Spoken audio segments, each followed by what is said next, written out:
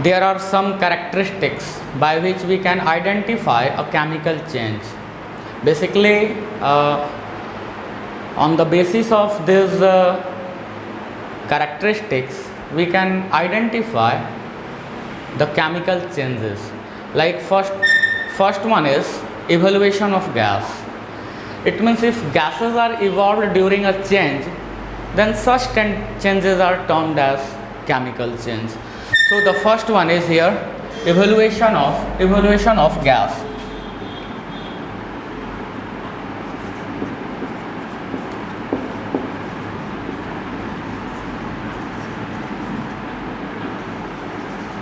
Evaluation of gas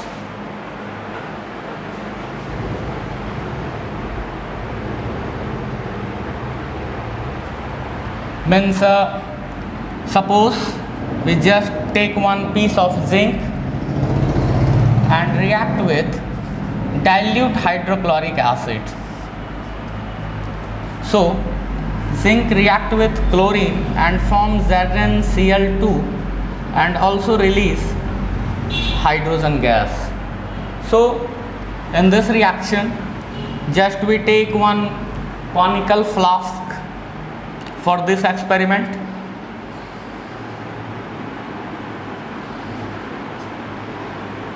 and dilute hydrochloric acid is here, and now fit one cork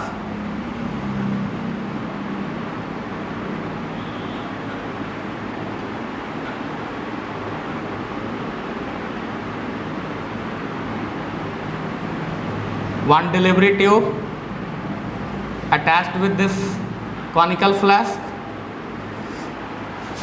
and take one water bath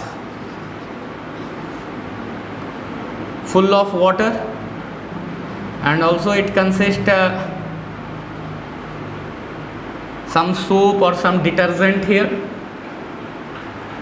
for forming lather. So झाग यहाँ पे बनेगा बहुत ज़्यादा. अब क्या करते हैं कि जैसे ही आप इसमें जिंक के पार्टिकल्स, जिंक ग्रैनुअल्स आप इसके अंदर डालोगे, सो ये वाला रिएक्शन होना शुरू हो रहा है यहाँ पे. So zinc react with hydrochloric acid and form zinc chloride, जो कि आपके इस सिस्टम में ही सेटल डाउन होगा, and hydrogen gas just from this delivery tube इधर से आके बबल्स के फॉर्म में इधर बाहर निकल रहे हैं. Now how can we identify here gases are hydrogen? So just take one matchstick and burn it. So आप देखेंगे कि it's combust और it burn with pop sound. So फट फट के आवाज़ के साथ, पॉप साउंड के साथ ये जल रहा है. इससे ये वेरीफाइड हो जाता है कि जो गैस यहाँ पे इवॉल्व हो रही हैं, जो भी गैसेस यहाँ पे बाहर आ रही हैं, these are basically hydrogen gas because they burn with pop sound. So in this reaction here gases are evolved. There are other several reactions are also there here. Suppose second one for evaluation of gas, if we take a piece of calcium carbonate in a closed container and heated it strongly, then it form one solid product, that is CaO, and also form carbon dioxide. So this gas can also be identified because this gas is fire extinguisher in nature. So ये आग को बुझाने के काम में आता है, तो आग को आप इससे बुझा सकते हो. तो आप अगर किसी भी एक क्लोज कंटेनर में अगर आप ये रिएक्शन करा रहे हैं और एक डिलीवरी ट्यूब से अगर हम उस गैस को बाहर करें, तो आप देखेंगे कि वो किसी भी आग को कंट्रोल करता है, यानी आग को वो एक्सटिंग्विश कर देता है, वो आग को कंट्रोल कर रहा है. सो उसका नेचर जो है वो कार्बन डाइऑक्साइड के जैसा, और वहाँ पर वो गैस के फॉर्म में बाहर आ रहा है. सो अगर किसी भी चेंज में, in any kind of change, अगर वो गैस अगर इवॉल्व कर रहा है, then it may be that part of chemical change. वो एक टाइप ऑफ केमिकल चेंज हो सकता है अगर गैसेज इवॉल्व हो रही हैं. तो another examples like just if we take a piece of lead nitrate and again heated it strongly, then it form lead oxide, nitrogen dioxide, and also release oxygen gas here. So oxygen gas, इसको भी आप identify कर सकते हो because this one is supporter of combustion.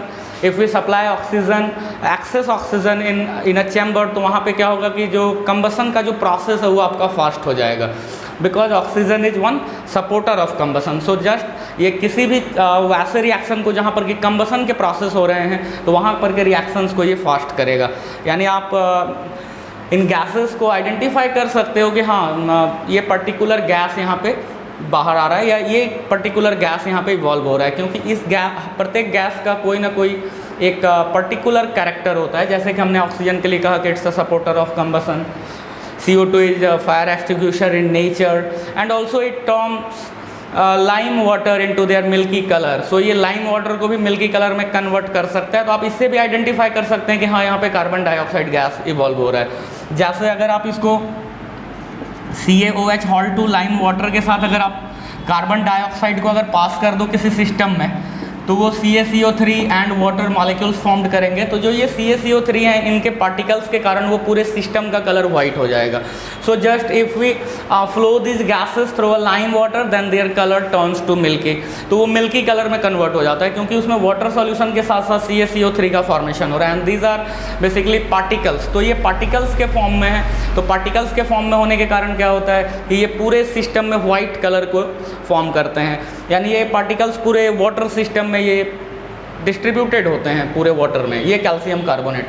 सो आप अगर carbon dioxide को अगर आइडेंटिफाई करना है तो इजीली हम कैल्शियम हाइड्रोक्साइड जैसे सोल्यूशन में इसको पास करके आइडेंटिफाई कर सकते हैं। सो आप यहाँ देखोगे कि वैसे जितने भी रिएक्शंस और वैसे जितने भी चेंजेस हो रहे हैं जिनमें कि कोई भी गैस अगर इवॉल्व हो रहा है, it means that is a type of chemical change or maybe that is a type of chemical change. So we are not sure and certain here कि वो chemical change ही होगा, लेकिन हाँ अगर इन सारे कैरेक्टरिस्टिक्स में से आइदर 1 और 2 अगर फॉलो हो रहे हैं, सारे के सारे तो किसी भी चेंज में फॉलो नहीं होंगे, बट अगर 1 और 2 भी अगर फॉलो अगर हो रहे हैं कंडीशंस कैरेक्टरिस्टिक्स वाले, तो वैसे केस में that must be a type of chemical change. Like second one is precipitate formation. Precipitate formation is also one characteristics of a chemical change. It means if any change precipitates are formed. Precipitate it means those substances which are settled down in the bottom after reaction. So वैसे product जो कि settle down हो जा रहा है bottom के नीचे, bottom में जाके सेटल डाउन हो रहा है, तो उसको आप क्या बोलते हो? प्रिसिपिटेशन रिएक्शन बोलते हैं। एंड उस मटेरियल को प्रिसिपिटेट बोलते हो जो कि नीचे जाकर के पेंदी में या बॉटम में सेटल डाउन हो रहा है वहाँ पे।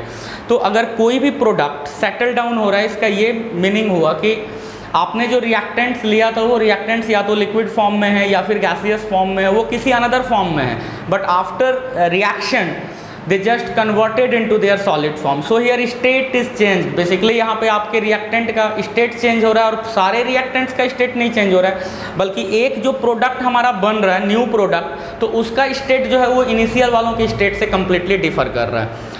सो एग्जाम्पल के तौर पे सपोज अगर हम sodium sulphate Na2SO4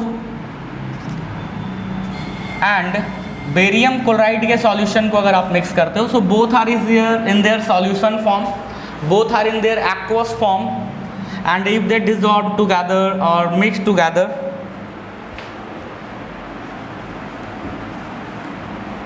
then they form sodium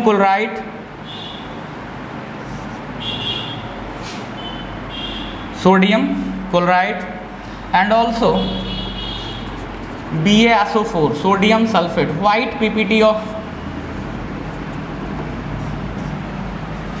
barium sulphate here.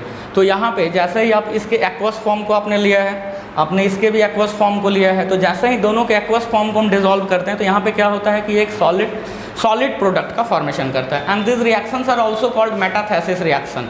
सो आप इनको मेटाथेसिस रिएक्शन भी बोलते हो, लेकिन चूंकि एक्वस फॉर्म में दोनों ही हमारे रिएक्टेंट्स हैं तो इनको यहाँ पे हम लोग प्रिसिपिटेट रिएक्शन, प्रिसिपिटेशन रिएक्शन के नाम से जानते हैं। So if in any change precipitates are formed then that is one also characteristics of a chemical change. So this one is also one characteristics of a chemical change. So अगर कोई भी change हो रहा है और उसमें अगर कोई एक प्रोडक्ट सॉलिड के फॉर्म में आ रहा है, so it may be that's a type of chemical change.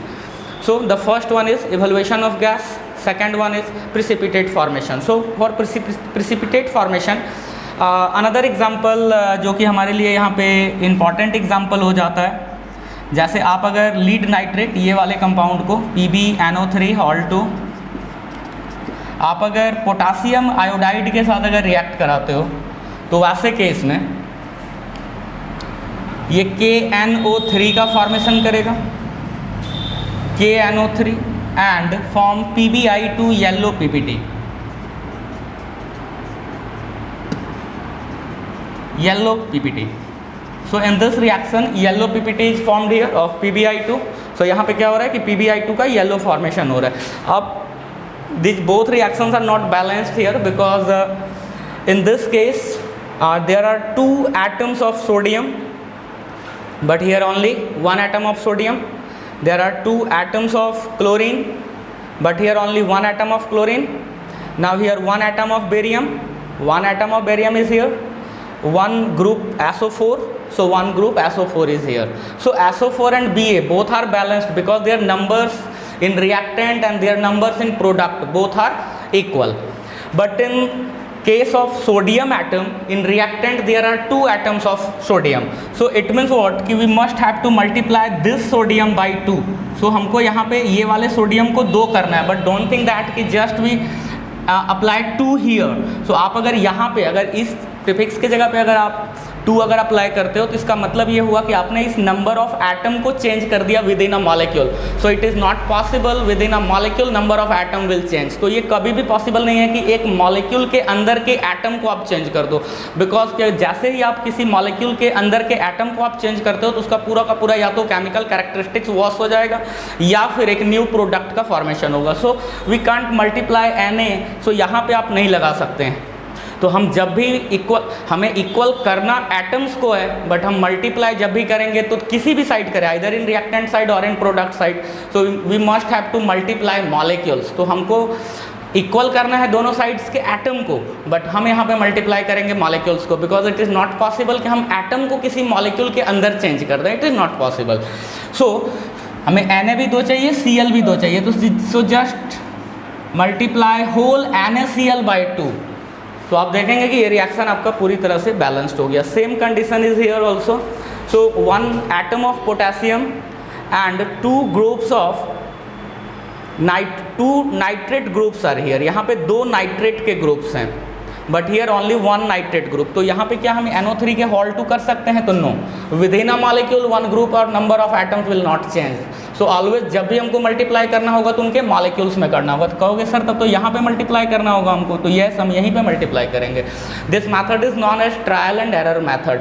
तो आप जैसे ही 2 KNO3 आप लगाते हो तो बोलते हो सर 2 तो फिर हमारा K बढ़ गया. ओके, तो हम यहाँ पे फिर 2 यहाँ नहीं लगा सकते, हम यहाँ पे मल्टीप्लाई करेंगे. होल KI को हमने 2 से मल्टीप्लाई कर दिया. तो ऐसा करने से क्या हो रहा है कि I के भी 2 यूनिट्स बढ़ रहे हैं. तो देख रहा हूँ कि प्रोडक्ट में भी I के 2 एटम्स अवेलेबल है. So this one is again balanced equation.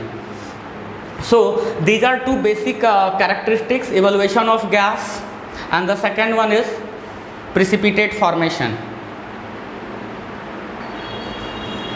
So change in temperature is also one characteristics of a chemical change. So अगर किसी भी चेंज में अगर टेम्परेचर्स चेंज हो रहे हैं, टेम्परेचर चेंज मीन्स आइदर वो सिस्टम आपका हॉट हो रहा है या फिर कोल्ड हो रहा है. 2 ही बातें हो सकती हैं. या तो हमारा सिस्टम हॉट होगा जहाँ पे कि आप रिएक्शन करा रहे हो, या फिर वो सिस्टम ठंडा हो जाएगा. सो अगर हॉट हो रहा है इसका मतलब ये हुआ कि वो एनर्जी को रिलीज कर रहा है in the form of product. So such reactions in which heat energy released as product are termed as exothermic reactions.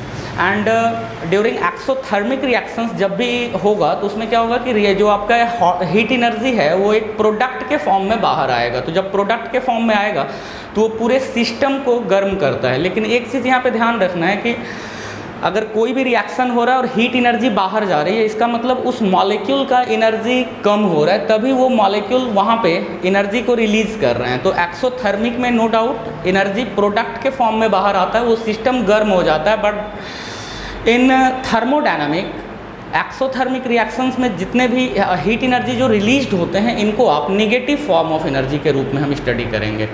Negative form of energy इसलिए इसको बोला जाता है क्योंकि जब भी आप 2 रिएक्टेंट को मिलाते हो तो उन रिएक्टेंट्स के एनर्जीज लूज हो रहे हैं और एक न्यू स्टेबल प्रोडक्ट का फॉर्मेशन कर रहा है, लेकिन उस दौरान वो एनर्जी को रिलीज कर रहा है, तो उस मॉलिक्यूल का या फिर उस पर्टिकुलर रिएक्टेंट का एनर्जी डिक्रीज करेगा। तो जब उस पर्टिकुलर मॉलिक्यूल का अगर एनर्जी डिक्रीज कर रहा है तो वैसे केस में वो निगेटिव फॉर्म ऑफ एनर्जी है, and that one is known as exothermic reactions. तो आप ऐसे रिएक्शंस को आप बोलते हो exothermic reactions. For example, if we dissolve calcium oxide or lime into water, then it form calcium hydroxide and also release heat energy. So in this change heat energy is released here, so this one is must be a type of exothermic change.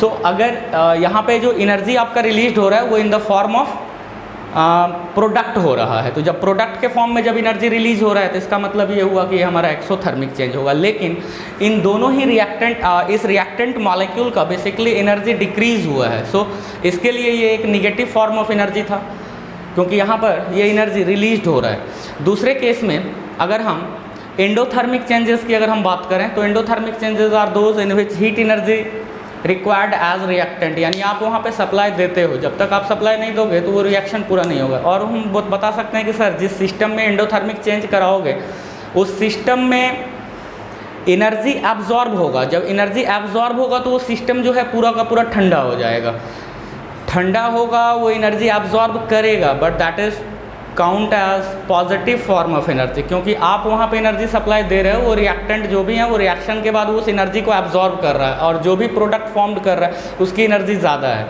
तो उसने क्या किया है कि यहाँ पे इस energy को एब्जॉर्ब किया है, so that's one is must be count as positive form of energy. तो आप यहाँ पे इसको पॉजिटिव फॉर्म ऑफ एनर्जी के फॉर्म में काउंट करते हो।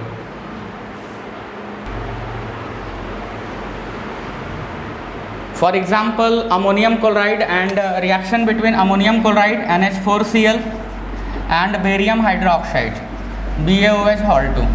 So आप अगर ammonium chloride and barium hydroxide के रिएक्शंस को अगर आप ऑब्जर्व करोगे तो देखोगे कि ये BaCl2 का फॉर्मेशन करेगा एंड अमोनियम हाइड्रोक्साइड का फॉर्मेशन करता है। एंड इस केस में जो आपका सिस्टम है, अगर आपने बीकर में ये रिएक्शन करा रहा है तो बीकर आपके लिए सिस्टम है, आपने अगर टेस्ट ट्यूब में ये रिएक्शन कराया है तो टेस्ट ट्यूब आपका सिस्टम है। आप अगर उसको टच करोगे तो आपको ठंडा लगेगा, वो ठंडा लगने से ये पता चल रहा है कि उसने हीट एनर्जी को एब्जॉर्ब किया है। अगर उसने हीट एनर्जी को एब्जॉर्ब नहीं किया होता तो वैसे केस में वो सिस्टम ठंडा नहीं होता। सो वैसे रिएक्शंस जिसमें कि after change if system becomes cold, then such reactions are known as endothermic changes, because in these reactions or in these changes heat energy absorbed as reactant। तो यहाँ पे reactant के फॉर्म में absorb होता है तो इनको हम endothermic change बोलते हैं, और जहाँ पे ये प्रोडक्ट के फॉर्म में एनर्जीज बाहर आ रही हैं उनको एक्सोथर्मिक चेंज बोला जाता है। So on the basis of temperature change there are two type of reactions, exothermic reactions and endothermic reaction। Exo it means those changes or those reaction in which heat energy released as product, and endothermic changes it means those reactions in which heat energy absorbed as reactant। so इसमें system cold होगा, ठंडा होगा, और इस case में हमारा system hot होगा, गर्म होगा। change in color is also one characteristics of a chemical change। so for example, chlorine water react with potassium iodide। so here reactivity of iodine is less than that of chlorine, because fluorine, chlorine, bromine, iodine, these four are halogen elements, and reactivity of fluorine is more than that of chlorine, and reactivity of chlorine is more than that of bromine, and the reactivity of bromine is more than that of iodine। so यहाँ पे reactivity जो है वो ऊपर से नीचे आने पे फ्लोरीन, क्लोरीन, ब्रोमीन और आयोडीन, जब आप नीचे आते हो तो रिएक्टिविटी डिक्रीज करती है। सो यहाँ पर ये एक तरह के डिस्प्लेसमेंट रिएक्शन को फॉलो करता है, मतलब डिस्प्लेसमेंट के जैसा लगता है, लेकिन ये हमारा इंटर हैलोजन डिस्प्लेसमेंट रिएक्शन है. This one is not a simple displacement reaction where one metal displaced another less reactive metal from their salt solution. तो ऐसा नहीं है. So this one is one type of inter halogen displacement reaction. तो आप अगर chlorine water लो और उसमें अगर पोटासियम आयोडाइड को अगर आप मिलाते हो, तो यहाँ पे क्या है कि आयोडीन की जो रिएक्टिविटी है वो कम है और क्लोरीन की रिएक्टिविटी ज़्यादा है. तो ये क्या करता है कि ये KCl का फॉर्मेशन करता है, KCl एंड आयोडीन फॉर्म करता है जो कि ब्राउन कलर का होता है. तो आप यहाँ पे इस रिएक्शन में देखोगे कि ब्राउन कलर उस सिस्टम का जो कलर है जिसमें आपने रिएक्शन कराया, chlorine water and potassium iodide लिया, तो उसका कलर ब्राउन हो रहा है. तो यहाँ पे जो कलर चेंज है वो बाकी रिएक्शन होने से तो नहीं पता चल रहा है, क्योंकि ना तो हीट हो रहा है, ना ही ठंडा हो रहा है सिस्टम, ना ही कोई गैस इवॉल्व हो रहा है यहाँ पे, बट यहाँ पे कलर चेंजिंग हो रहा है. It means it that's one also a type of chemical change here because colour is completely changed. So यहाँ पे क्या हो रहा है कि आपने नॉर्मल दो कंपाउंड्स लिया जिसका कोई कलर नहीं था और ये दोनों ही एक्वस फॉर्म में आपने यूज़ किया था. यहाँ पे क्लोरीन वाटर लिया था, पोटासियम आयोडाइड का एक्वस सॉल्यूशन आपने लिया. जब आपने दोनों को डिसॉल्व किया तो पोटासियम का क्लोराइड बना और साथ में आयोडीन का फॉर्मेशन हो रहा है जो कि ब्राउन कलर के रूप में वो डिस्प्रेस्ड कर जा रहा है पूरे सिस्टम में. तो इससे ये पता चल रहा है कि यहाँ पे कलर चेंज हो रहा है और कलर चेंजिंग ये आइडेंटिफाई करता है कि yes that's a type of chemical change because colour is completely changed. So colour change तभी होगा जब एक न्यू प्रोडक्ट का फॉर्मेशन होगा बिकॉज ईच प्रोडक्ट और each compound each substances have their on specific colour. तो उसका एक अपना स्पेसिफिक कलर होता है. वो जैसे ही रिएक्ट करते हैं तो किसी दूसरे प्रोडक्ट में कन्वर्ट हो रहे हैं, जिस दूसरे प्रोडक्ट में कन्वर्ट हो रहा है उसका अपना एक ऑन कलर है, तो उस कलर को वो अटेंड कर रहा है. So colour changing is also one characteristics of a chemical change.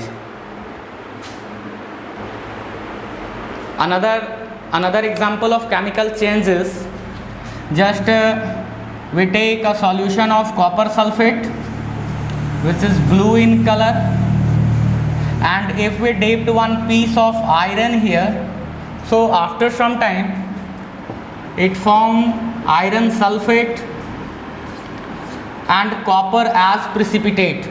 so यहाँ पे कॉपर एक प्रिसिपिटेट के रूप में फॉर्म्ड होगा और साथ ही साथ इस सॉल्यूशन का जो कलर है वो ब्लू से चेंज होकर के ग्रीन हो रहा है. तो यहाँ पर ये दो कैरेक्टरिस्टिक्स को फॉलो कर रहा है ये रिएक्शन आपका. पहला तो कि इसने प्रिसिपिटेट का भी फॉर्मेशन किया है, so we can say that this one is one type of chemical change. इसने फिर ग्रीन कलर के सॉल्यूशन का फॉर्मेशन किया जो कि पहले हमारे सॉल्यूशन का जो कलर था वो ब्लू था और बाद में वो चेंज होकर के ग्रीन हो रहा है. इसका मतलब ये हुआ कि ये दो तरह के कैरेक्टरिस्टिक्स को फॉलो कर रहा है. The first one precipitate formation and the second one colour changing. So either one और मोर कंडीशंस को फॉलो कर सकते हैं कोई भी चेंज, तो उन चेंजेस को आप केमिकल रिएक्शन के रूप में या फिर केमिकल चेंज के रूप में आप रिप्रेजेंट करोगे. सो एवल्यूएशन जैसे कि अभी हम लोगों ने डिस्कस किया, एवल्यूएशन ऑफ गैस के ऊपर, प्रिसिपिटेट फॉर्मेशन के ऊपर, या फिर कलर चेंजिंग के ऊपर, या change in temperatures. Also one state changing जिसमें कि स्टेट चेंज हो जाते हैं. जैसे अगर आपने हाइड्रोजन एंड ऑक्सीजन को अगर लिया हुआ है, हाइड्रोजन एंड ऑक्सीजन, और आपने डीसी इलेक्ट्रिक करंट का सप्लाई करोगे तो ये जो हाइड्रोजन है ये आपके गैसियस फॉर्म में है, ऑक्सीजन भी यहाँ पे गैसियस फॉर्म में है, बट जो वाटर का फॉर्मेशन होगा सर ये पूरी तरह से लिक्विड फॉर्म में आपका तैयार हो रहा है. तो यहाँ पे रिएक्टेंट्स के जो स्टेट्स हैं वो अलग हैं और जो प्रोडक्ट्स का स्टेट है वो अलग है. So during reaction it may B कि वो स्टेट भी चेंज कर रहा हो, लेकिन सारे रिएक्शंस में स्टेट चेंज होंगे ऐसा पॉसिबल नहीं होता है. बट यस, अगर स्टेट भी चेंज हो रहा है और उस दौरान अगर केमिकल फार्मूला भी अगर चेंज हो रहे हैं साथ में, so that's one is one type of chemical change. So these are basic characteristics by which we can identify any type of change as chemical change, or we can classify these changes as chemical and physical change. तो आप यहाँ पे classify कर सकते हो. अगर इन सारे conditions को अगर वो फॉलो कर रहा है तो वो केमिकल चेंज है. अगर इन सारे कंडीशंस को या फिर इनमें से एक या दो को भी अगर फॉलो नहीं हो रहा है किसी भी चेंज में, तो वो आपका केमिकल चेंज फिर नहीं होगा. So okay.